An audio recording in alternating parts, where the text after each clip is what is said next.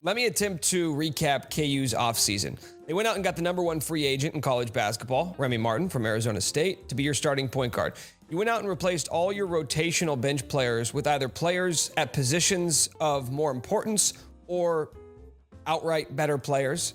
And then to cap it off, they went 3 for 3 on guys testing the NBA waters, electing to come back for another season of college basketball. So did anything not go Bill Self's way this summer? I mean, they did lose Jarence Howard. Yeah, they did. I hope you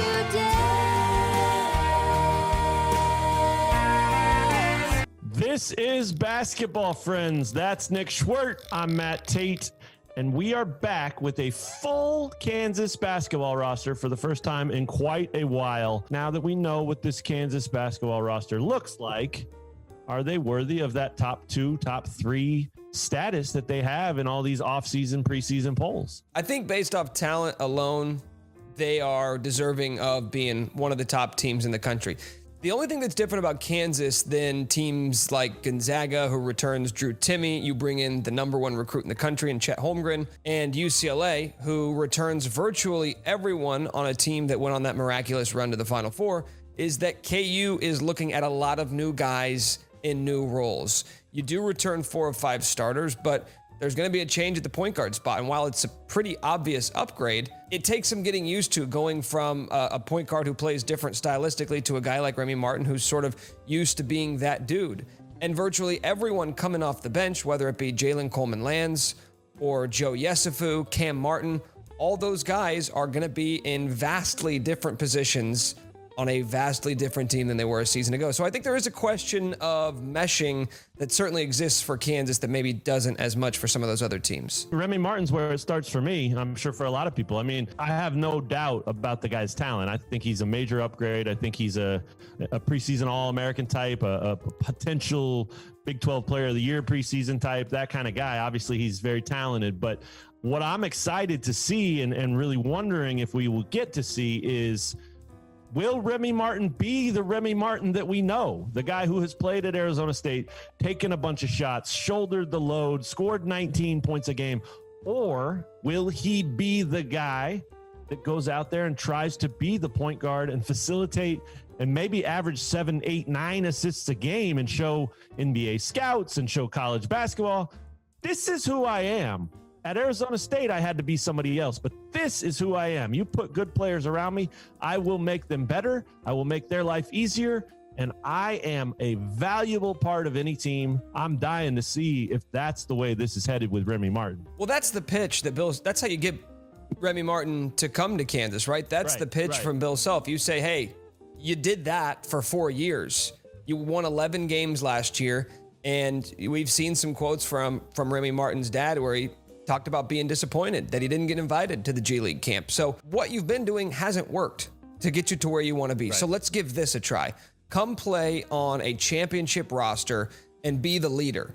Be the guy who is rallying around a bunch of high quality players and be the alpha, the leader, the number one on that team, because that's exactly what Remy's going to be. I don't want it to get twisted here. Like, David McCormick is still going to be a focal point of the offense. Ochai is coming back. He's going to still have a role. This is going to be Remy Martin's team.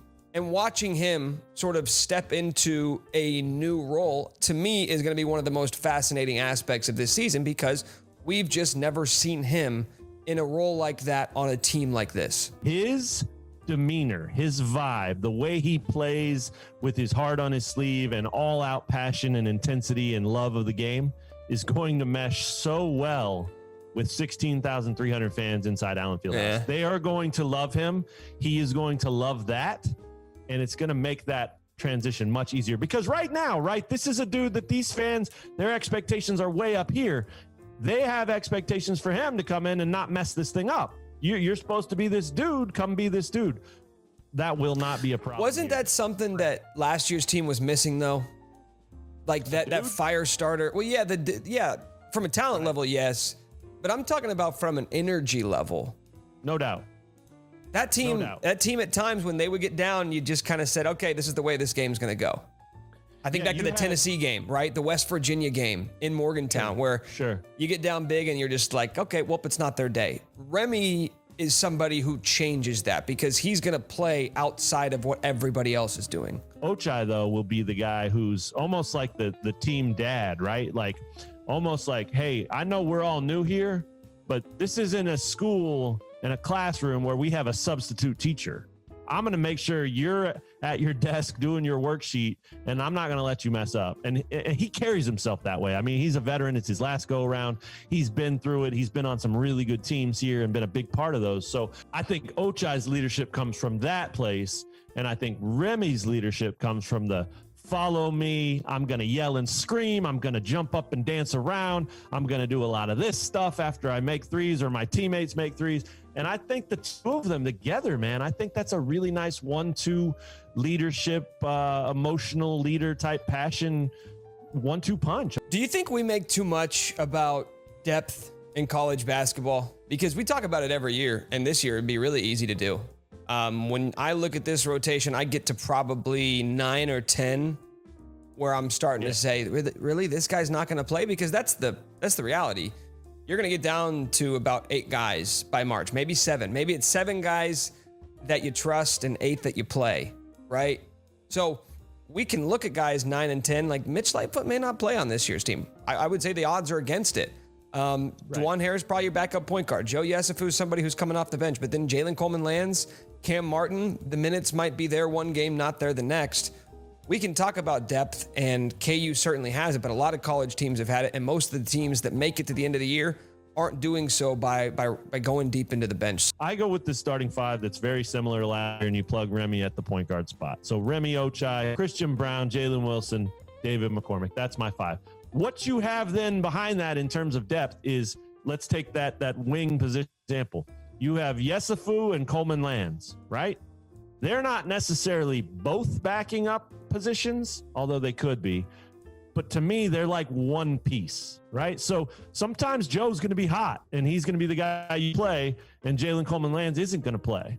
Other times, Joe might be in a slump or whatever. It might not be a good matchup, and Jalen Coleman-Lands will be the guy that backs up. So I think the depth isn't necessarily in terms of depth with the bench supporting the starters, but I think the depth is almost the depth supporting itself. You've got Zach Clements and Cam Martin, and the odds of finding playing time for all those guys we just mentioned is much harder. But if you have to find, well, hey, I either have to get Zach or Cam in the game, you can do that much easier, or Mitch, throw him in there too. So I think the depth supports the depth, and you need it as much as you need it. Sometimes you may not, but I don't think it's critical. I just think it makes this team really, really tough and versatile, and there's so many options and so many ways that Self and his coaching staff can play this thing. Yeah, and I think it's a little bit unique to what Bill Self has had to work with the last couple of years. You go back to last season, there really wasn't much depth to speak about. Even back in 2020, when KU was the number 1 team in the country, they didn't get a ton from their bench. The year before, 2019, we thought that team was going to be deep. People forget that was the number 1 team in the country in the preseason AP poll. But then you realized, okay, some of these pieces coming off the bench maybe aren't quite as useful as you thought they would be. And maybe that's how it's going to play out this year.